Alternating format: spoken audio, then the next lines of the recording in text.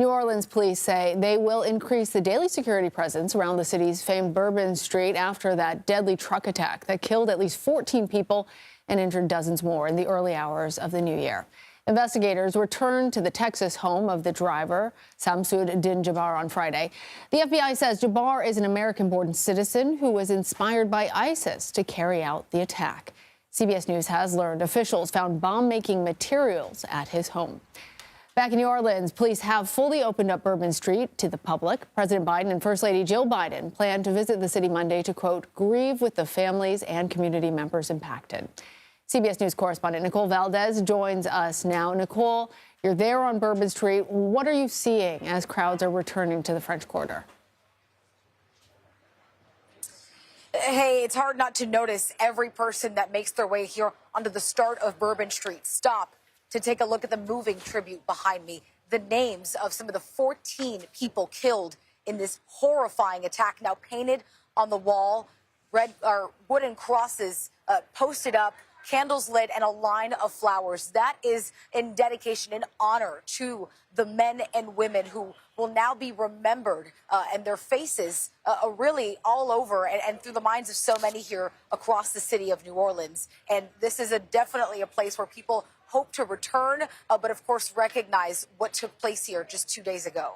And speaking of the people being remembered, I understand that you've been speaking to some of the victims' families. What can you tell us?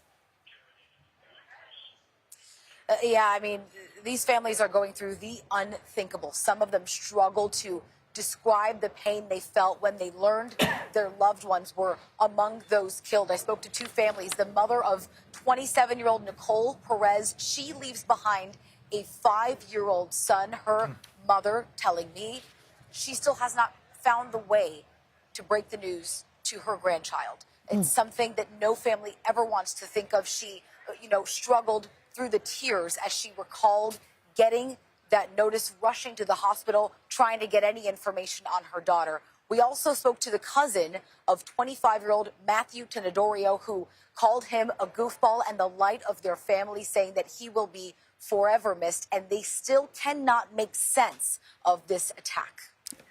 Because it is, in fact, senseless. I'm wondering if you can tell us anything more about how local officials are trying to ensure that the city is safe, particularly around Bourbon Street, and particularly the concern becomes copycats.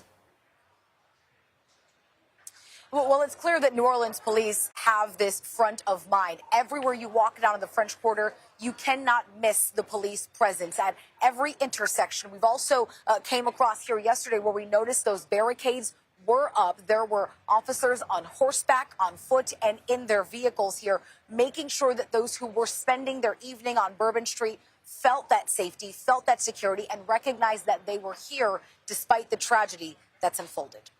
All right. Nicole Valdes, thank you.